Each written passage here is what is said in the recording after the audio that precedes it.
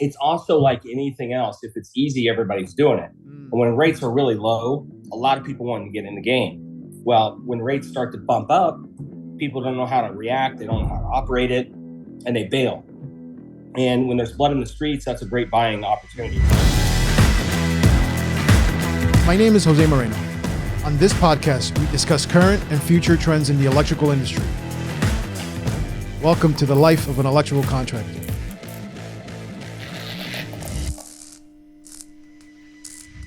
All right, so with that being said, let's welcome Jeff Brawley, President, CEO of Brawley Associates. What's up, Jeff? Tell us. Hey, thanks for today and hopping on this podcast. I really appreciate it. I've been doing rental properties, real estate, and investment properties, management, development, sales since 1994, and over the last 30 years, there's not a lot of change. It sounds funny, but people think, oh, I wish I could got in 10 years ago, 20 years ago, 30 years ago. But in real estate, really what it comes down to is metrics. And you watch certain metrics, and you work on multipliers, and you work on cash flow. And it doesn't matter if the property 20 years ago was $500,000 and today it's $5 million. It's what it makes. At the end of the day, getting into real estate, the sooner the better. And people are all uptight now about their interest rates are high. Well, there's still opportunities. When I bought my first rental property, I think I was paying 9%. Now, in the last 2 years, 3 years, we've been really good at 3% or less, and it's been phenomenal cash returns. But it's also like anything else. If it's easy, everybody's doing it. And when rates are really low, a lot of people want to get in the game. Well, when rates start to bump up, people don't know how to react. They don't know how to operate it, and they bail. And when there's blood in the streets, that's a great buying opportunity. So I think you'll be seeing that pretty soon. You're already starting to see some people walk away from projects and default. But I think in the early part of 2024, we're going to see a lot more of that. But for overall, 30 years in the industry, the Brawley Group today, we operate got 200 million in assets under management. We do it from the ground up. We can build it, we can sell it, we can lease it, we can paint it, we can tear it down. We can mow the grass, we can paint the exterior, the interior. Everything we can do is basically vertical integration in-house. It allows us to move quick, responsive time to our tenants, to our clients, and take care of what we need to, because nobody in the industry says my maintenance guy showed up exactly on time like he said he would. No one complains about the rent. What we get is people complaining about people not showing up for maintenance if they said they were going to show up. People complaining about things didn't get done in a timely fashion. So when we can control the variable of that, it definitely helps us operate more smoothly. Yeah, that's actually that's a very interesting how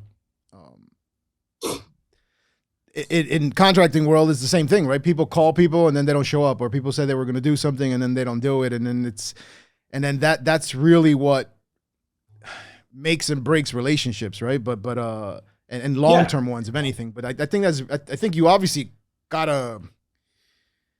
you saw that, and you ended up building a whole business around that can actually, like you said, control the variables, right? So that's awesome. You can control what you can control, but you can't.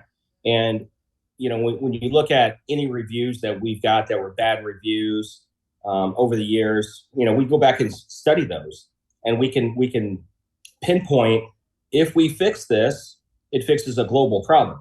We don't look at things as saying, hey, this is a one-off and it's an uncommon occurrence. We can't fix everything.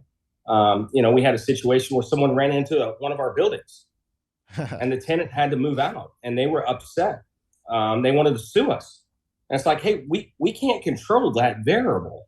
What we can provide you is, your refund on your rent, your security deposit, and move on. But we can't control the variable that someone hit the building. So what we can control is, does everything work in a timely fashion? Do we respond? Do we answer the phones? Those are things that people will say, oh, I've called them 14 times and they never called me back. Well, we have software, we have operations that says you did call 14 times and you hung up, you never left a voicemail, and you dialed extension 12, you dialed extension 14, you dialed extension 13, you dialed all these extensions, we see it, but you didn't leave us a message. We can't help you if you don't help us. And, and then it's funny because people say, well, I got their voicemail. I'm like, did you leave a message? No? I thought that's the purpose of voicemail is you actually leave a message and they will call you back. So there's pieces there that, again, we still can't control, but we try to do a really good job of our response. And in management, definitely it's managing chaos. And the quicker we can put out a fire, the better. Yeah. I like what you said that, you can't help somebody if you don't know they need help, right?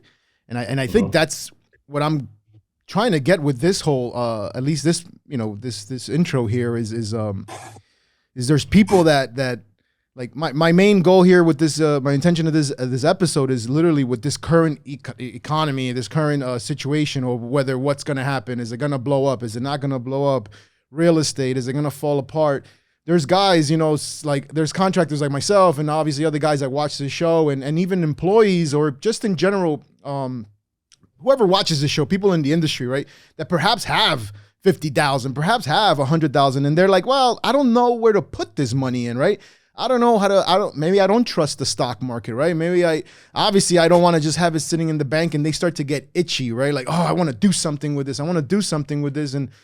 And exactly what you said is if you don't know, like I know recently we were at a class together. Obviously, I know Jeff. We're at a part of a group, and where one of the biggest terms that kept coming out is you don't know what you don't know, right? And it's like you think you have this money and you think you know something, and you're gonna go try to throw it at something, and you really don't. And who knows? It might actually fail, and then that's where I'm gonna say real estate gets the bad rap. And then of course, throw on top of that this current economic cycle, it just kind of puts you like in this frozen state where like, you know what, maybe I don't do nothing, or maybe I don't know what to do. And then of course, and then finally is, who do I know that knows about this shit, right? Like realistically, who knows about this shit? Because half the time people watch the news, right? Or reading the newspaper or just kind of Google something. And realistically, it's like, well, that might not be very helpful, right? So, right. So in your eyes, that's one of my things. One of my questions that I wanted to bring up is there really is there an actual difference right now between passive and active, and even your own suggestions on it, obviously, Yeah. There's a lot there to unpack, and let's first look at passive versus active. And there's IRS terminology of that, but really when you think about it, if you're earning passive income, that means you're not actually working for it. If you're working and you're an active status, that means you're trading time for money. Now, people trade time for money every day. They get paid, they work an hourly wage, they trade time for money. It can be the same aspect in real estate, but there's people who are what they consider passive. People who take that $50,000 or $100,000 that they have sitting around and they put it into a real estate investment. Now, real estate investment can be a broad term, right? It can be commercial, it can be residential single family rentals, not just residential living. It could be storage. There's various forms of real estate, right? Investment, it becomes an investment model when there is income generated on that pays cash flow. Cash flow means after all expenses are paid, there's extra funds to be distributed. That's it. Simple, easy. Like there's extra money to go around. And what happens with that is if you're invested in that, you're going to start to continue to pocket more that you can reinvest in order to stack that to build wealth. Long-term wealth is what the game you want to be in. Not cash flow, but long-term wealth. So when you look again, active versus passive, active versus passive, people who are in the electrical trades, they could be considered active because they actually have a skill set. You could partner with somebody and say, listen, let's buy this old apartment building, right? It needs all rewired. Okay, great. I'm going to put my skill set to use, rewire this building. I can do it for my cost comparably to what the retail cost of that is. And as a result, you're going to have a better return on that investment because you didn't fork out retail cost numbers to pay for it. So anybody that's in a skill set, brick masons, concrete guys, drywall guys, electricians, plumbers, they have a real advantage because that is the skill set that you can apply to any investment property. And as you go into that, you know what you know about what it's going to cost. There's a lot of investors and buyers, they don't know what the cost is. They'll go into real estate and say, well, we're gonna raise the rents, we're gonna do this remodel. They don't even know where the first place to start on a remodel is. So there is some direct advantages to people who are in a specific industry of how to apply their skill sets to make the most of it. So they could be active participant in the real estate investment by doing that. Maybe they go out and troubleshoot. There's a problem at one of the properties, plumbing, electric. It happens. You're gonna have problems. You're going to have problems. The more houses, the more units, the more doors you have, the more problems you're going to have. It's the law of advantage. I mean, the law of numbers, right? You have 1,000 units, you're going to get calls every day. You're going to have appliances go bad. You're going to have water lines break. I mean, this week we had one water line go bad from the main to the house. We're going to have to dig it up. We have another remodel we're doing that the size of the line isn't big enough to handle the water supply, so we're going to have to dig that up. Right now, we've got 25 projects in our pipeline for a remodel or a development. And every one of those, it takes a body to make sure that work is done. Everything from the guys doing the permitting, the budgeting, the analysis, same thing you do every day as the business owner, right? You're looking at a job, and you're doing just one piece of it. Right now, you're looking at the electrical.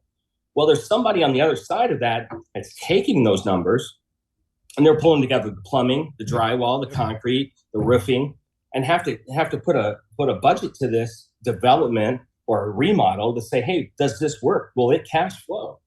So guys who know what they know in the industry, there's real advantages. And I use the term, you've got to learn it before you earn it. And a lot of people hop into real estate and they think, oh, I will make money. You don't know that piece that you were just talking about, Jose, is you don't know what you don't know. They could say, listen, we need this is classic, right? You get a 1965, 70, anything built before 75. 99% of those times, every one of those electrical panels have to be upgraded, right? You got an old panel in there. Insurance will not insure it until those panels have been, and they'll give you a window, right? Hell, what's the name of a couple of those old panels? Federal. Right now, we're actually we have a guy who has. Right now, we have a guy who has about like their garden apartments, right? Similar to like probably what you have, right? And and he's got. We just signed like four different locations. One has like 12 buildings. Another one has like 16 buildings. Another one has like 20 buildings. And all of them, you're talking about almost 1,000 units. They all have to get the panels replaced, right? Now, exactly.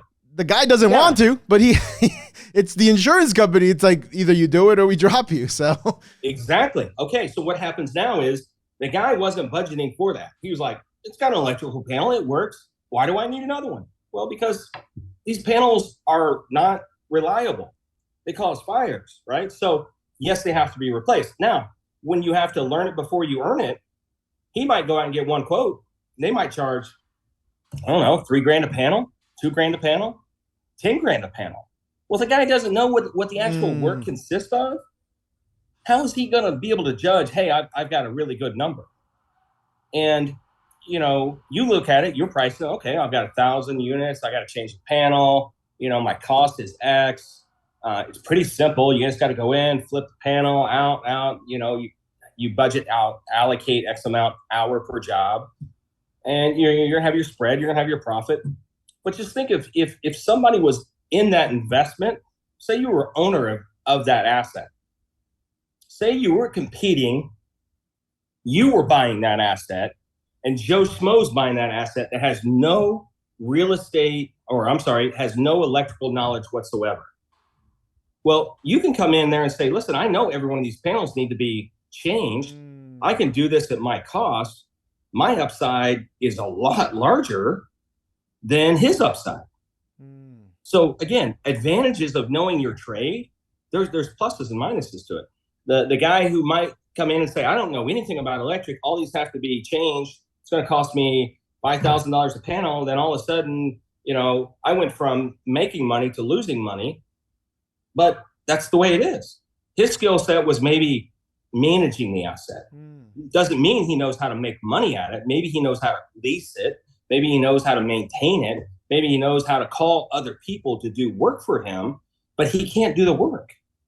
So for me, when I started, for the first 17 years, all I did was my own properties.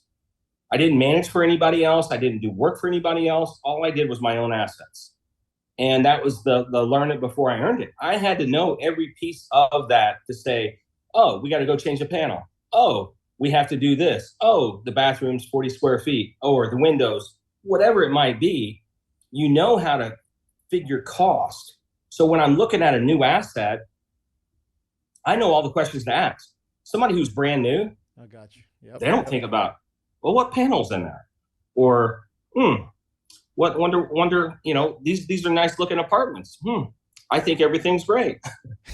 There's so many pieces that you get in there that people really quick figure out. They don't know what they don't know, right? So if you're setting on $50,000 or $100,000, how do you get involved into a real estate deal? The one aspect is, you try to go about it yourself. Caution, caution, and caution. You probably didn't try to wire the electrical panel or bring a main in on a house by yourself the first time. So don't try to do real estate by yourself the first time, or the second time, or the third time. The thing you want to do is find someone who's been doing it, because even myself, with managing and owning over 100 million and managing 200 million, I have investors in every aspect of things I do. And we're not out there just trying to buy real estate for ourselves. What we're building is a community. We're building a network. And I have assets I own that I do own 100%. I have assets where I own 5%. I have assets that own 30%. I have assets that own 50%, 70%. There is no rhyme to say, oh, I have to own 100% of this. Oh, that's good. That's interesting. Yeah. You have like this thing like, oh no, if I own it, I have to own it 100%. But I guess there's other options, right? No, it's you're pooling your skill sets together, and sometimes that other individual skill set is how to make money doing something else. Yes. There might be financial advisors. They're really good at advising people what to do with their money. And they make money doing it. It doesn't mean he needs to know how to change an electrical panel or lease a property. But what they do is they take their earned income and put it into assets that produce passive income.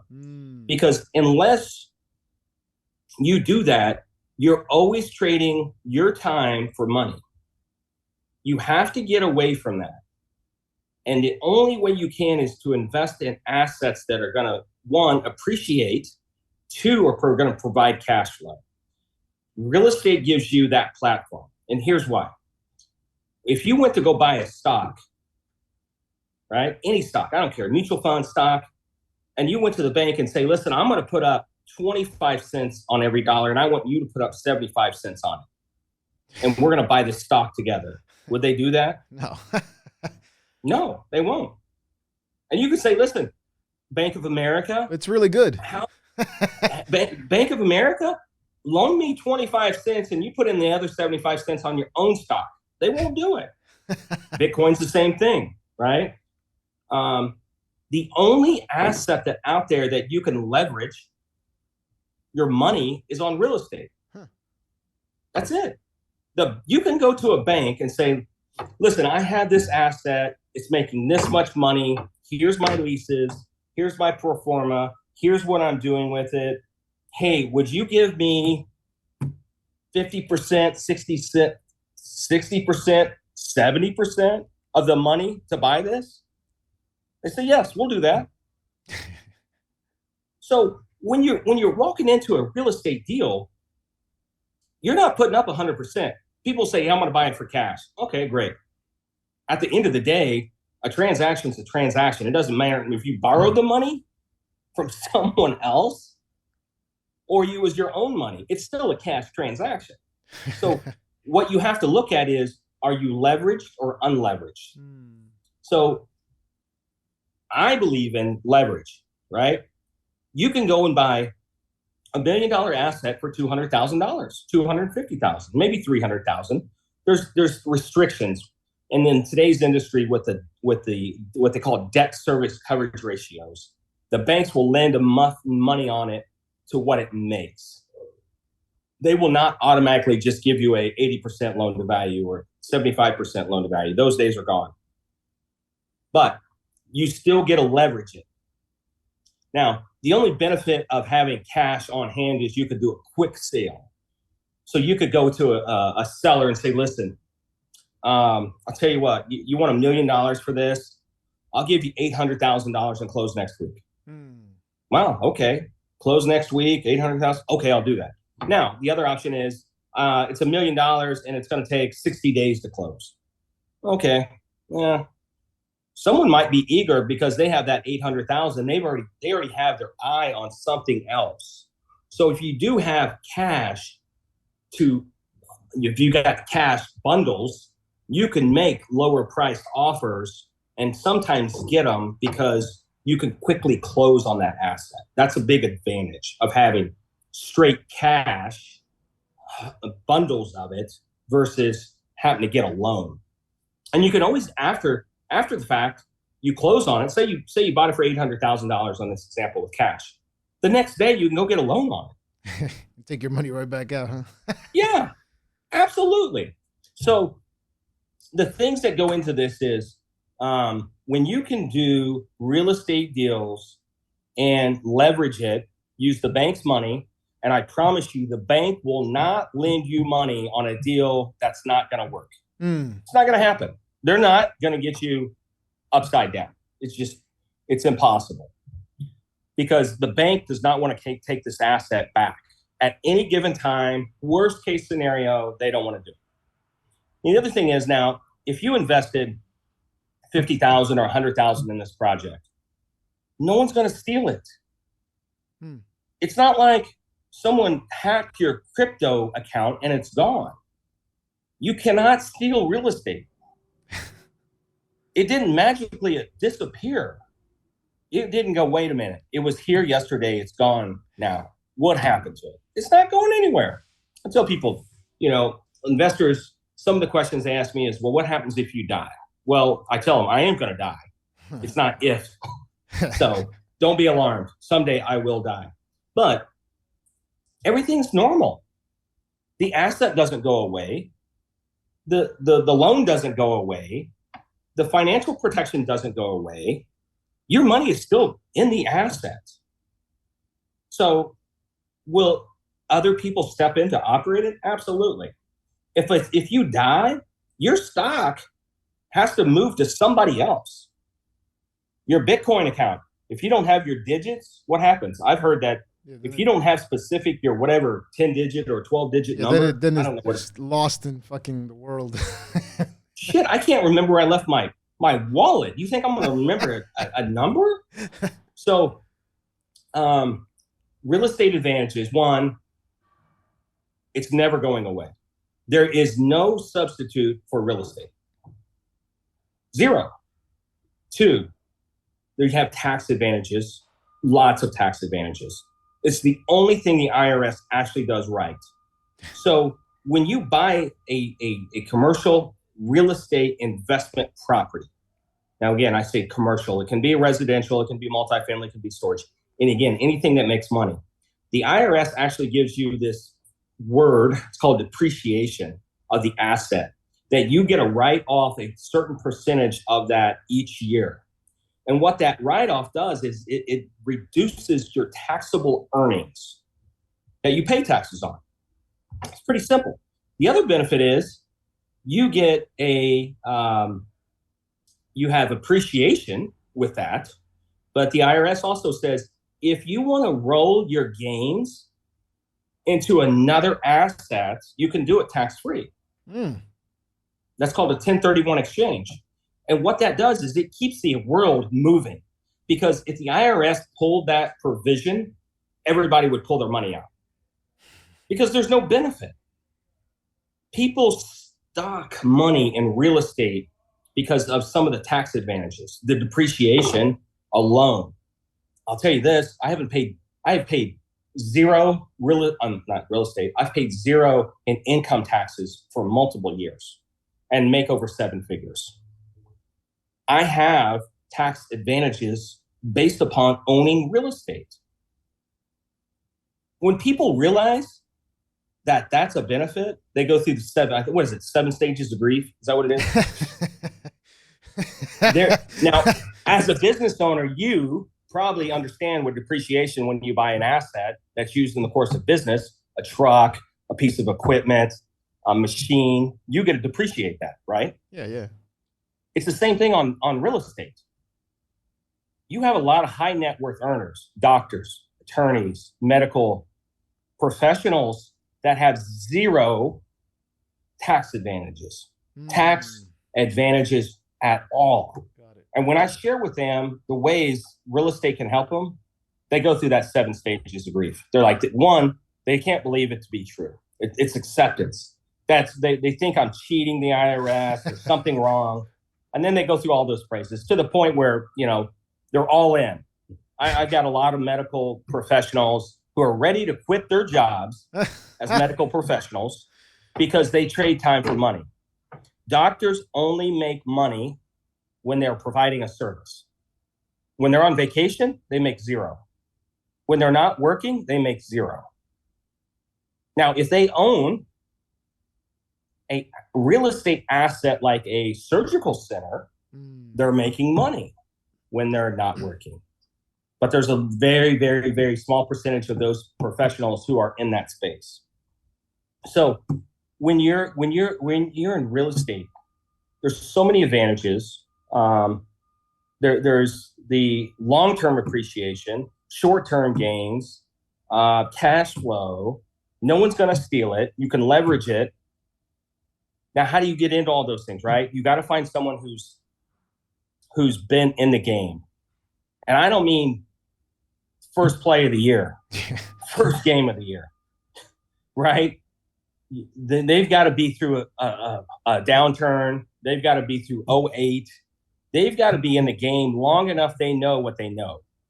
You don't want to get into an investment with someone who's never exited a deal. And what I mean by that is you can buy something, but if you don't know how to exit that sale and how to capitalize and make the most money on it, you've lost, right?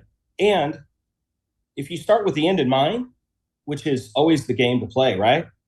And you work your way backwards, you have to be knowing that you have to buy it right.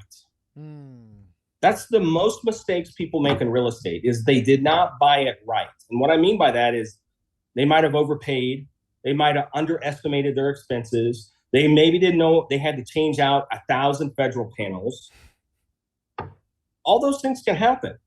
So you don't want to get caught up in someone said, I've got a real estate opportunity. The first thing you got to ask those people is, how long you been doing it? How long you been doing this, bro?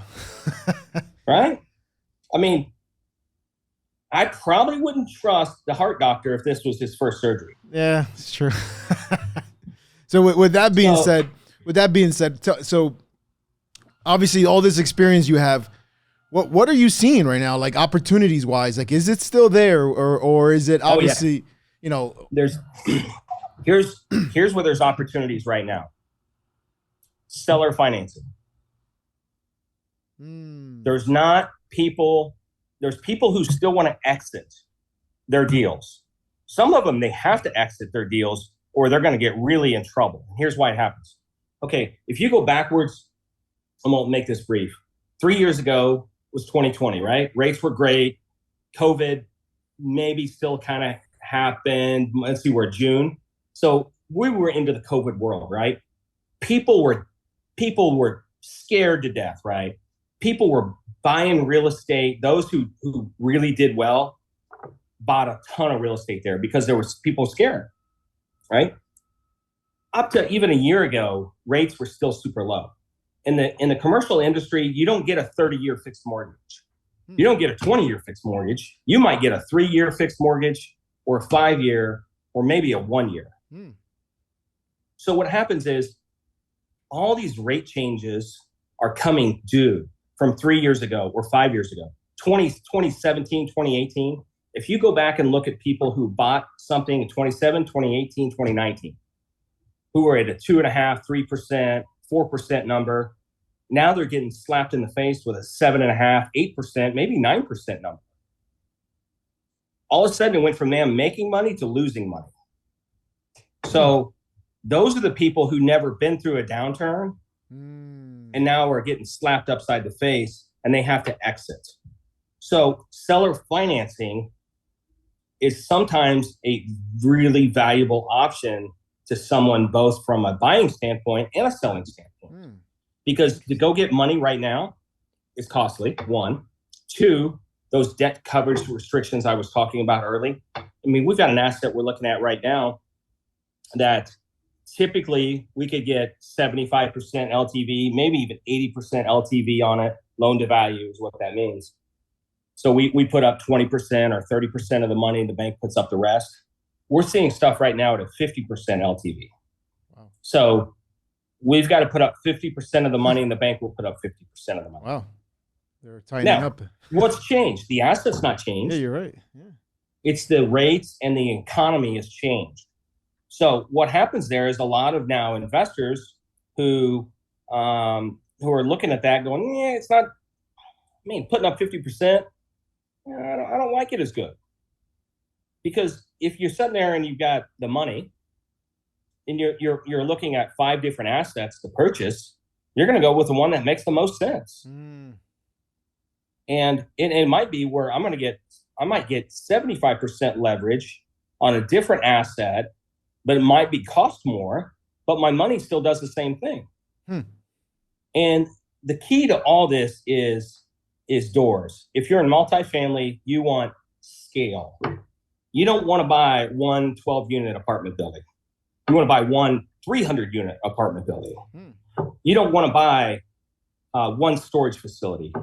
You want to buy, 500,000 square feet of storage facilities. Wow.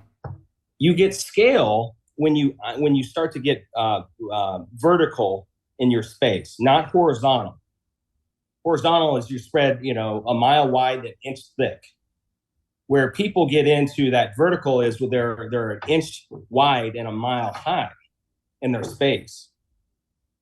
And that's where the industry has really changed the game over the last even 10 years, right? And the world changed with internet, 20 years ago. But 20 years ago, I wasn't looking for property in Florida or New York or California. I don't buy in New York or California, but and there's another thing. There's pro landlord states and there's non friendly landlord states. Illinois, New York, Washington State, California, all those are no, right? The tenants have all the rights. And it doesn't mean that we're taking advantage of tenants. But what you see like during COVID is people stop paying rent. Landlord, you can't evict them. Well, how do you make any money if no one's paying you? That's another episode. So now, what do you see? Like, how are you preparing yourself for this next wave? Because obviously, you obviously seller financing is a whole nother option now. You said banks are probably now looking at a potentially 50 LTV ratio, right? So people are probably like, well, I'm not so sure I want to, like you said, I'm not so sure I want to put up 50% of my money when I can go somewhere else and maybe just do 25%. So is this a new wave that's coming? And what are you doing? How you're setting up yourself? Yeah. there is a wave coming, and there is you've got to be. I'm going to say is stockpiled with cash, because you want to be able to make moves quickly, right? And I don't mean stockpile cash and hoard it. Cash is trash. I'm telling you, I wake up broke every day. If I wake up and I, came into $100,000, it's going into a real estate deal tomorrow. Seriously. I do not set on a lot of cash. I'm broke, but I'm asset rich all the time. And now what do? All right, I'll go refinance a property. And then another benefit is when you refinance a property, like I'm doing one right now, I'm getting, what is it? I'm getting $325,000 in a refinance. What does that mean? I bought a property in March of 2018 for $1.6 million. That property now appraised at $2.2 million. So I have equity, what they call trapped equity now, right? So I go to the bank and I say, listen, I want to refinance this and do what they call a cash out refinance. I want to take some of my equity off the table and put it in my pocket. I say, okay, that's non-taxable. You pay zero tax on that money because you've leveraged it again. You've raised your debt again. And the bank will loan you money all day long because how do banks make money? Lending it, right? Lending it, right? So I've got one property that I bought in 1999. I've refinanced it. I'd have to go back and look. I've probably refinanced it 5 times. I bought it for $179,000 in October of 1999. It's worth $1 million today.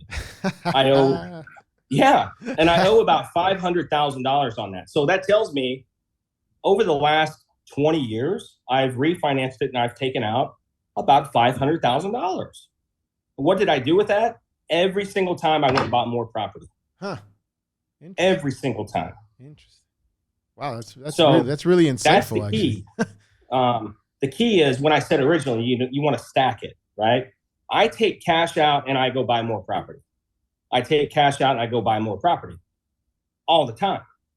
And when I distribute money to investors and I say, here you go, they're like, well, I don't want to sell. No, you're not selling. I'm just giving you proceeds, extra money. And you still own the exact same percentage as you started with. Wow. And you know how often you can do that? As many times as you want in life. There's no limits. Wow.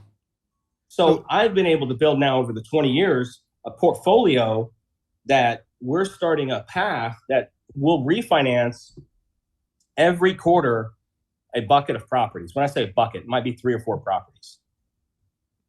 And we have over 100 properties. So I've created now a perpetual stream of money that will provide wealth for generations. Wow. So because every quarter I'm going to get cash proceeds. And what do I do with those? I can put some in my bank. I can go on a trip, because what did I do to make that money? Nothing. That's called passive income. Wow. And I can go buy more real estate. I can go on a trip, and it's like coming out of nowhere. Wow. And then 4 years later, I get to do it again. 3 years later, I get to do it again. You can do it again many times as you want. You just have to increase the value. How do you increase value? Keep fixing. You go and you increase the asset value. You make improvements to it. Anybody who's a slumlord, their value is going down. It's not going up. You have to increase the value of the property to get higher rents. No one is going to give you more money for a lesser value. Yeah, of course. People will beg to give you more money for something nicer. The highest priced properties we have, people fight over. There's nobody fighting over the lowest priced properties. It's such a strange environment. Wow. So what do? We always want to add more value, add more value, add more value. You know, the one we're doing right now for the water line, that we have to increase the size of the water line. House was built 1895. It was old Victorian home, historic home. It's a 9-bedroom home, right? This is a college town home. This isn't like a multifamily kind of thing. This is a college. It's 1 block from the university. So who rents it? Students. What do students want? They want nice things. Yeah. Daddy, this is what I want. Who pays? Dad does. I've got a kid in college, same thing. So what happens with that is this 9-bedroom home, you know, I think it had 4 bathrooms. We're putting 9 bathrooms in a 9-bedroom home. We'll go from that asset, and we don't rent by the bed, but just give you valuations by the bed. We'll go from making $800 a bed on that to $1,200 a bed by putting a bathroom in every bedroom. Yeah, that's adding value. Yeah.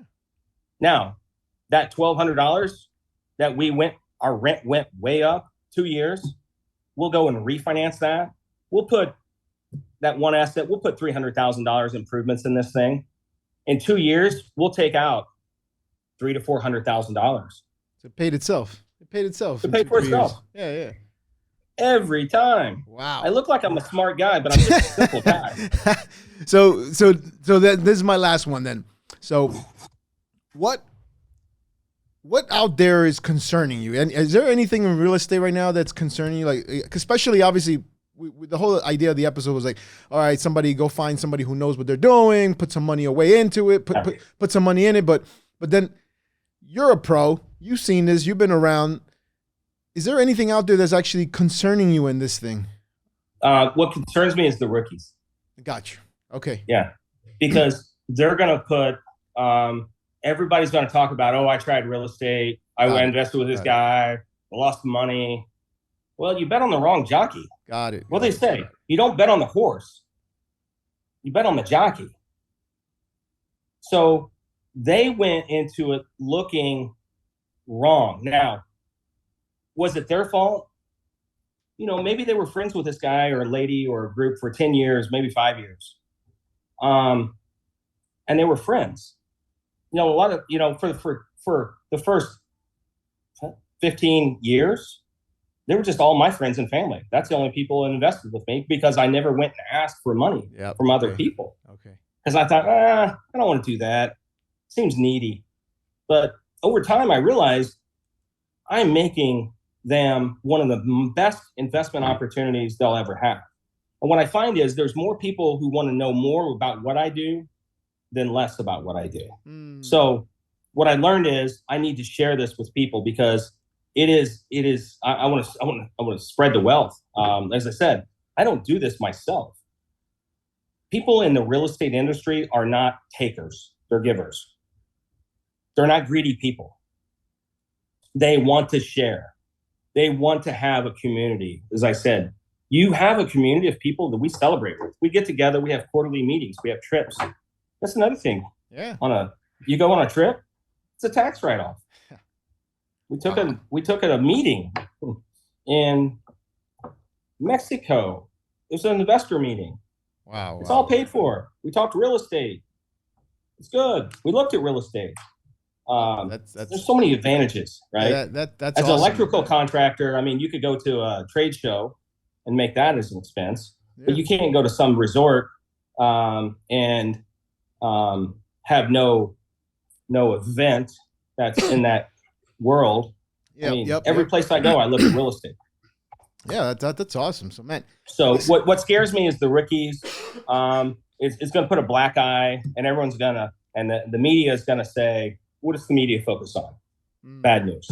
Yep. There's no news station that talks about good news. Yep. That's actually I actually had put that in there. Should they not be looking at news like everything else? Obviously, we don't really watch the news because it's just gonna mess up your mind. But I haven't watched the news in 6 years. Yep. 7 years. And we're way better for it, right? We're way better for it. So So Way better. There you have it. This man just gave you a quite an overview into his world and how he operates in it, you know, day in, day out, right? Actually, and you're losing more money in the bank than you are under your mattress, because they're making money on you and you're making nothing. You're actually devaluing. Every day it's left in the bank, the value is going backwards. Your dollar's less today than it was yesterday. Or yesterday it was less than today. Yep. Any final thoughts? Any final thoughts you want to share? The only regret people have about real estate is they didn't get in sooner. That's it. There you go. He said it. Yeah. So guys, as always, thank you for listening. If any of this information you find valuable, hit that subscribe button. As always, remember to share this with someone who you know needs to hear this. And feel free to comment on this one, and catch you on the next one. Thank you, guys.